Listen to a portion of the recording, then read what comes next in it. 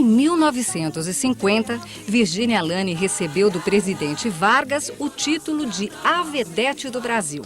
E foi com Getúlio Vargas que Virgínia Alane manteve um discreto caso de amor de 15 anos, sendo a primeira dama da República por trás dos bastidores. Ela tinha livre trânsito no Palácio do Catete. Ela fazia o que queria, ela conseguia o que queria com GG. Foi ela que botou o nome dele, GG, e parece que ele chamava ela de minha coelhinha. Eu acho pelo estilo Bugs Bunny dela, assim, que foi muito simpático, né? E ela nunca, se fosse hoje, ia botar aparelho nos dentes, mas isso deu um it a ela especial. É verdade que você foi a responsável pelo Getúlio ter mantido a ditadura? Eu sou responsável por ele manter a dele particular, fui. Há algum tempo, né? Mas depois você sabe que a vida muda, cai, para. Né? O pessoal não tem uma energia tão longínqua desse jeito. Agora, foi um grande homem, um grande presidente, uma grande personalidade um pouco da minha vida. Foi meu padrinho de casamento. Veja você a personalidade do homem. Ele me formou em Direito na Faculdade do Catete do Rio de Janeiro. Eu sou formada em Direitos. Então, ele foi paraninfo da minha turma. E eu acho que um homem que olha uma mulher, às vezes, por outro prisma, sem ser o Camal, esse homem vale muito. Não precisa nem ser presidente da República. Pode ser um gari, mas se ele te der um valor imensurável que você mereça, ele merece todo o nosso respeito. A mulher quer respeito. E ele me respeitou durante... E a gente levou aquele romance durante 15 anos numa incógnita muito distinta, muito respeitadora, que nem o Brasil veio saber agora, há pouco tempo. Vivi era uma coisa que representava um status. Não denegria a imagem da artista, pelo contrário, né? Ela é tão boa que seduziu o presidente, né? Ou o ditador, aquilo que a gente quiser. Né? Ela é tão fantástica que nem ele resistiu aos seus apelos. Isso não denigre a sua imagem. Pelo contrário, eu acho que isso é um troféu a mais na sua estante. Mas foi no cinema nacional que Virgínia Alane ganhou renome nacional, tornando-se a grande estrela de revista nas telas de todo o Brasil em 37 filmes durante sua carreira.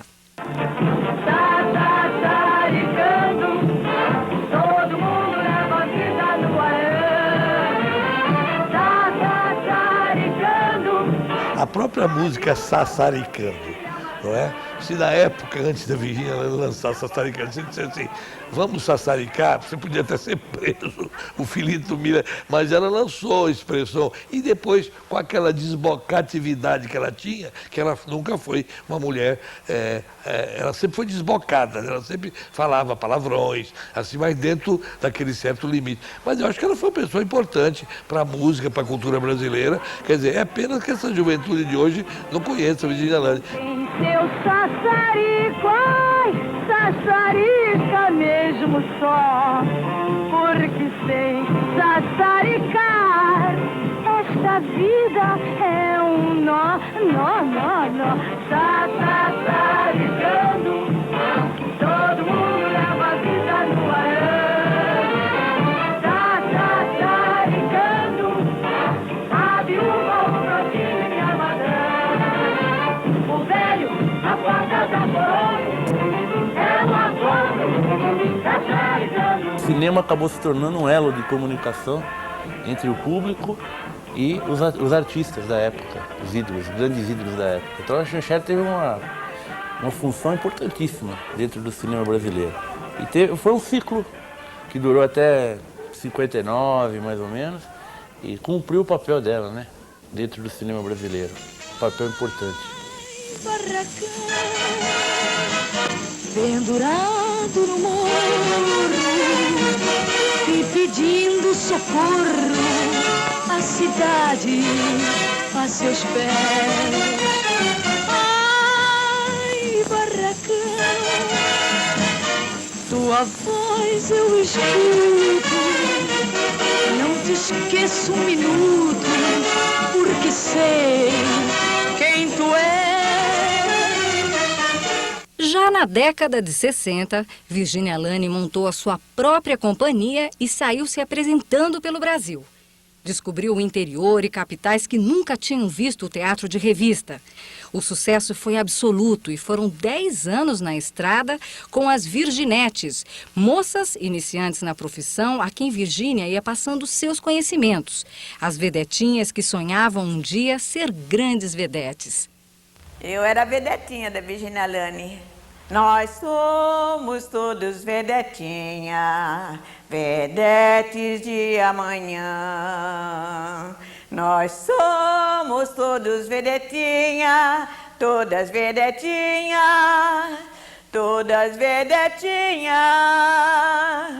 da Virgínia Alane.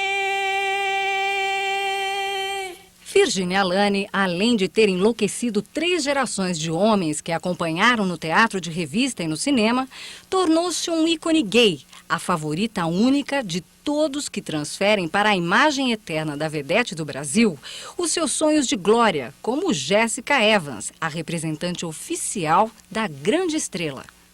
Se ela era uma das mulheres mais deslumbrantes que o Brasil já teve. Eu, às vezes, até pensando hoje em dia, eu não vejo uma mulher que possa chegar aos pés do que Elvira Pagan foi.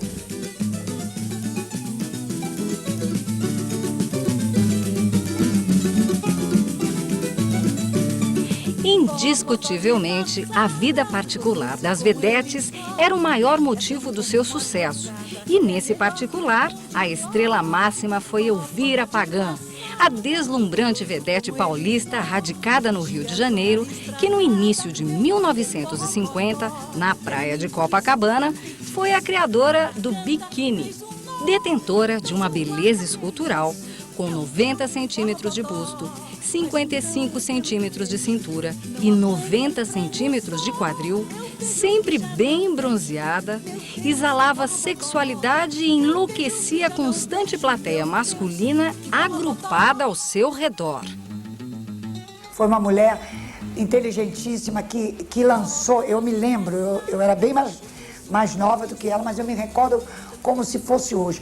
Uma mulher linda da cabeça aos pés, um corpo escultural, uns cabelos que era assim, uma coisa assim, hiper bem tratada.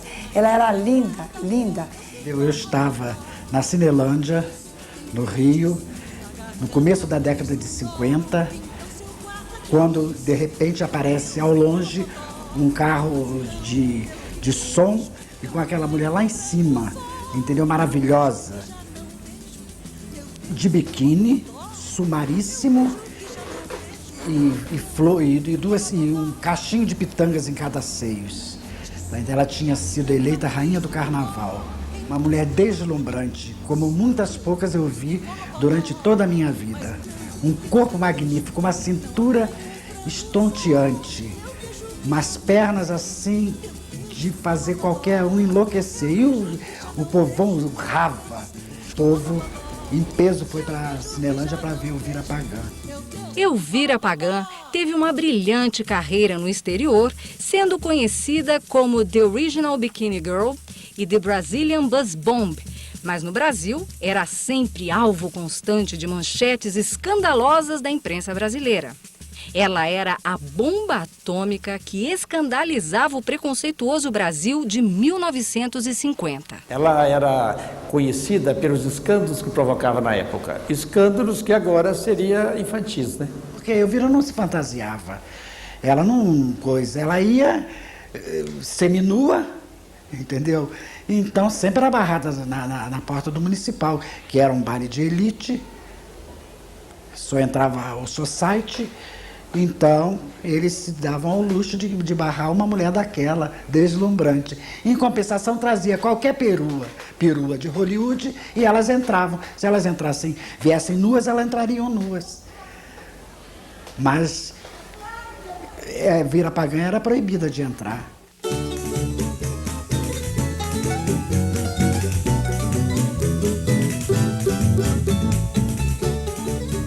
Em 1947, a irreverente Dora Viváqua encarnava irrevogavelmente e perenemente a estrela Luz del Fuego. Ela não era uma vedete do porte da Virgínia, nem da Maria Rúbia, nem da Salomé Paris. Era linda, ela aparecia em números especiais dançando com a cobra. Era uma mulher de procedência social muito alta, do estado de Espírito Santo, de uma família importantíssima de políticos brasileiros. E ela fez o seu nome porque era belíssima e era um número exótico, ela dançava com as cobras. Cobra enrolada no corpo, entrava no palco, entendeu? Eu vi peças da Luz de Fogo que quando ela entrava no palco as pessoas ficavam meio apreensivas, entendeu? Sabe como é que é, né? Fundadora do Partido Naturalista, desenvolvido na Ilha do Sol, no Rio de Janeiro, Luz del Fuego, que tinha ligações íntimas com personalidades políticas importantes, foi assassinada em 1967, aos 50 anos de idade. Sua morte era desejada por muitos, pois diziam que ela sabia demais e nem sempre respeitava as ordens de silêncio que recebia. Sua vida foi às telas em 1981, interpretada por Lucélia Santos.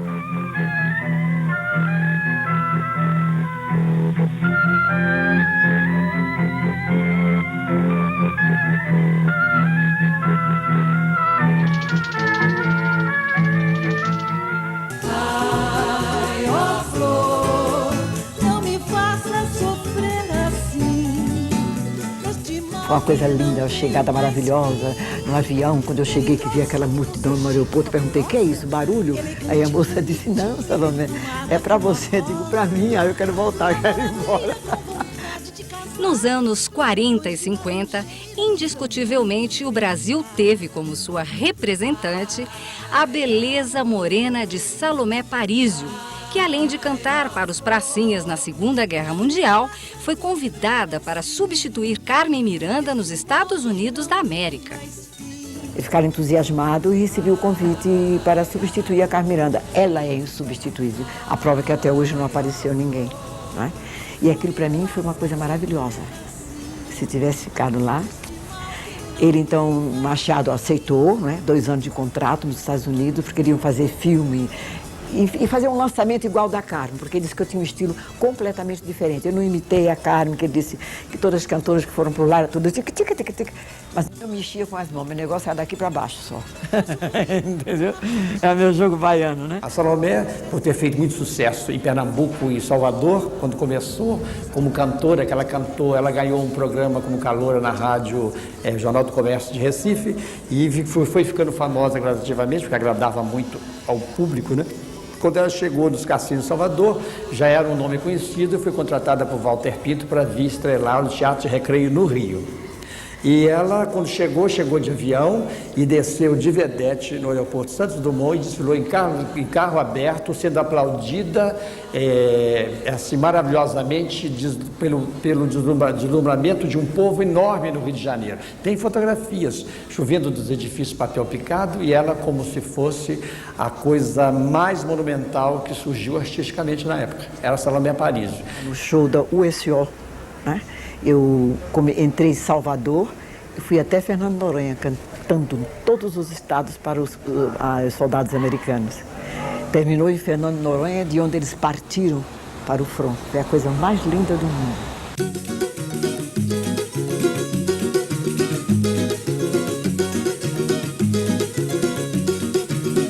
A maior lembrança que eu tenho dela é a alegria, porque ela é uma pessoa extremamente feliz com o trabalho dela, ela tinha paixão pelo que ela fazia, apesar de todo preconceito, né? Mas ela gostava demais do que ela fazia. Então, é uma pessoa extremamente alegre e ela guardava uma tristeza muito grande no coração, que era não conviver comigo.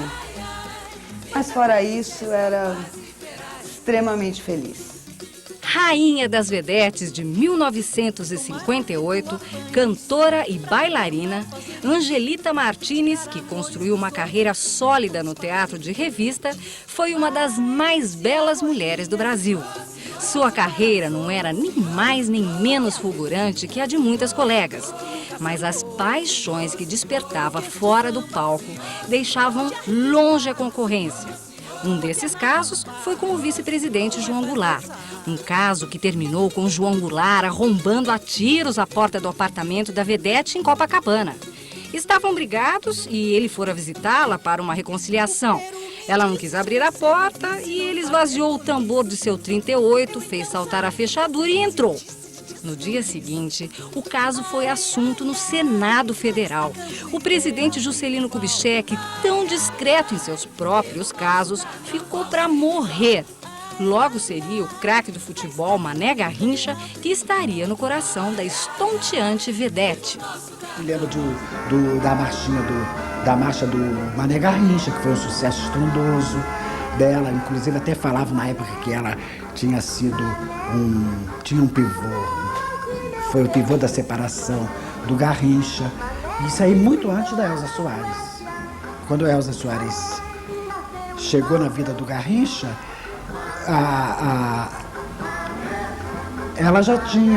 ele já tinha saído de casa e vivia com a Angelita. Bem, se não vivia pelo menos, entendeu? Dava a entender. Mas não era uma coisa explícita, porque nada era explícita naquela época. Tudo passou a ser muito explícito da década de 60 para cá, 70, que é essa, entendeu, miscelânea, que você não entende mais nada. O jornalista Rui Castro, em seu livro Estrela Solitária, um brasileiro chamado Garrincha, dedicou um capítulo especial ao romance entre a vedete Angelita Martínez e o craque de futebol Mané Garrincha, com revelações surpreendentes do famoso romance. Incomoda um pouquinho, sim, porque eu acho que ele tratou esse lado dela, esse lado pessoal dela e dele, né? Não tratou de uma maneira muito legal, não. Me incomoda um pouquinho, mas tudo bem, nada que afete, a gente sabe o que foi que aconteceu, sabe? E o próprio Garrincha tinha uma total admiração e respeito pela minha mãe. Então, mas tudo bem, não tem nada que... Mas que eu acho que ele tratou de uma maneira um pouco tortuosa aí, né? Jogador de futebol adorava a vedete. As mulheres se davam muito respeito, viu?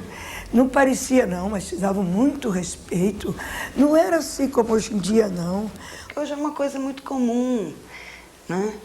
Uma mulher que mostra seu corpo. Hoje elas mostram até com muito mais vulgaridade do que naquela época, né? E apesar de que naquela época elas sofriam muito mais o tal do preconceito. Então eu acho que não tem como a gente voltar. Mara Rúbia faleceu, mas era grande, era de tirar o chapéu para Mara Rúbia, loura, bonita, linda.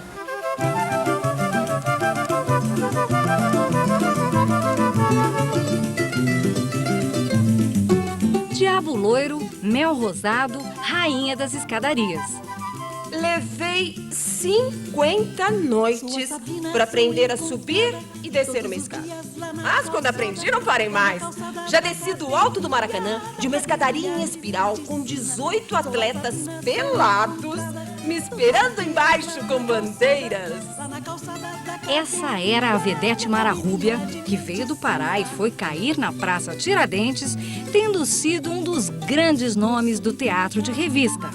Amada e idolatrada por um público fiel, estrela de revistas como Esse Mundo é um Pandeiro, As Urnas Vão Rolar, Eu Quero Sassaricá, Que há com teu peru, entre outras. Mulher da década de 40 e 50, ela se reservava muito. Ela era mais classuda, ela era feminina. Ela não adulterava seu corpo. Não existia negócio de silicone para dar bunda, dar seios, nada disso. Havia um meio delas suplantarem as deficiências de outra maneira, com muita astúcia, muito ardil. E não precisava disso, entendeu? Hoje em dia não, você conhece uma mulher hoje, uma artista hoje, daqui a 6 meses você torna a encontrá-la. Ela já está diferente. Daqui a 1 ano ela está mais diferente ainda. Daqui a 2 anos ela é outra pessoa. Você tem a impressão que é uma artista que está começando. Não tem nada a ver. Hoje em dia é muita diferença assim daquela época. Naquela época havia magia, havia glamour, hit, havia tudo. Elas estavam com tudo e não estavam prosas. Traz o meu pandeiro, que hoje eu vou pra batucada, e essa turma mascarada vai sofrer na minha mão.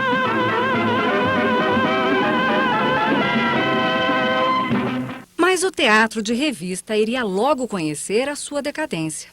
A revista sobreviveu aos trancos e barrancos até o início da década de 60. Foi assassinada pela televisão e pela censura dos governantes militares, nem de longe bem-humorados como Getúlio Vargas. Nos estertores, beldades sem o carisma das antigas vedetes rebolavam diante de gatos pingados.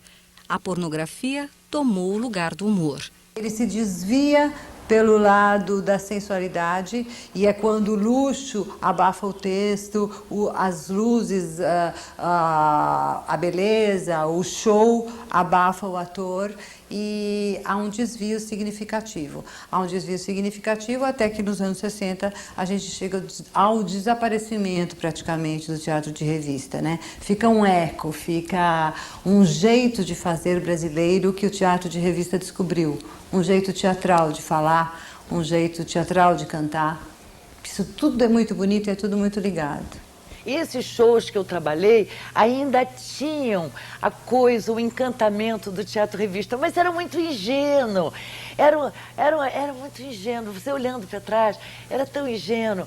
As modelos que eles chamavam, botavam biquínis coloridos, cascatas de plumas, aquelas meias arrastão, e desfilavam. E os homens babavam, achavam uma lindeza, as mulheres morriam de inveja. Mas era ingênuo, não era essa sacanagem que tem agora, entendeu? E este aspecto também, assim, do nu, da malícia, do lado mais picaresco, usando a palavra da época, perdeu-se completamente porque nós perdemos essa ingenuidade, né? Hoje estão aí as bancas de revistas inundadas de material pornográfico que vai muito além da expectativa do adolescente ou do espectador daquela época. Eu acho que foi o teatro mais completo no mundo inteiro, teatro de revistas. O nosso era o sistema brasileiro, né? Saudades de uma época que não volta mais. Nomes que deixaram recordações em muitos frequentadores do teatro de revista. Margot Morel, Anilza Leone, Sônia Mamed, Renata Fronzi, Esther Tacitano, Wilza Carla, Mara Rúbia, Joana Dark, Rose Rondelli, Célia Coutinho, Siva, Elizabeth Gasper, Brigitte Blair, Mione Amorim, Norma Bengel, Odete Lara, Conchita Mascarenhas. Lélia Paula, foi seguindo uma linha assim, de grandes nomes, Joana Dark, Salomé Parísio, a Siva. A Zaquia Jorge foi uma mulher também pioneira. Ela levou o teatro para o subúrbio. Não existia teatro no subúrbio. Ela se deslocou. Existia teatro de revista no centro de Praça Tiradentes, na Cinelândia, em Copacabana, com Zilco Ribeiro, onde começou com Suelo Leandro e Carmen Verônica, Teatro Zilco. E a Zaquia levou o teatro para o subúrbio, Madureira. E ali ela foi, tá entendendo? Um ídolo maravilhoso. O povo do subúrbio adoravam ela. Até que ela veio ter o fim trágico e morreu na Barra da Tijuca, na praia, né, afogada. Mas tanto é que aquela música de carnaval, Madureira Chorou, foi em homenagem a ela.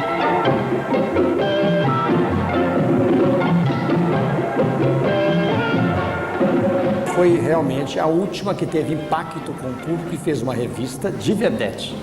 Né? A última assim, que eu estou dizendo, com impacto nacional, porque na época que ela fez Tem Banana na Banda, foi um sucesso enorme no Rio de Janeiro, repercutindo no Brasil inteiro.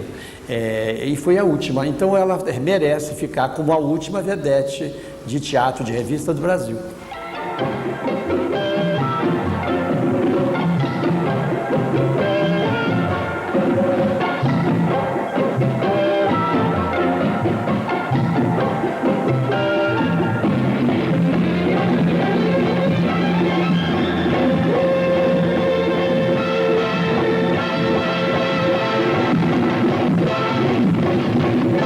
Eu não sei se, quando eu fechar os olhos, vou lembrar, é lógico, mas eu queria deixar uma lembrança mais pura, uma lembrança mais sincera.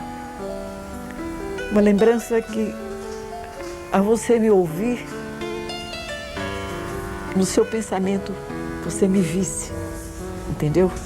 Que eu mesmo velha, eu ainda tenho que fazer alguma coisa, nem que seja para ser palhaça.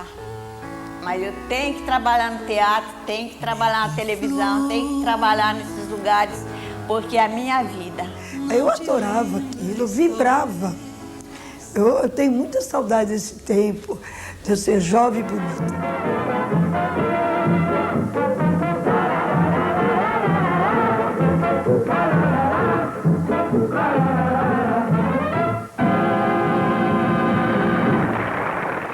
Todos os artistas, todas as atrizes, os atores se lembram sempre da missão que nós temos como comunicadores de massa.